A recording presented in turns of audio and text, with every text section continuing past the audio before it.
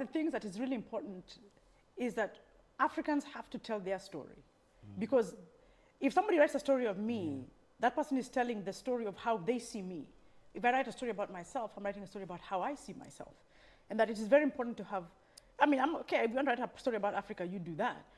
But there must also be space for a rebuttal, for the African to write a story about how the African sees themselves. And I think sometimes it becomes problematic when people who don't actually know Africans want to write a story about Africa. And they think they can reduce us to an accent and a war, you know, or something that they're proud of. See, for us Africans, we are proud of Africa in its entirety. Even the things that the people are shameful about, that is still my Africa.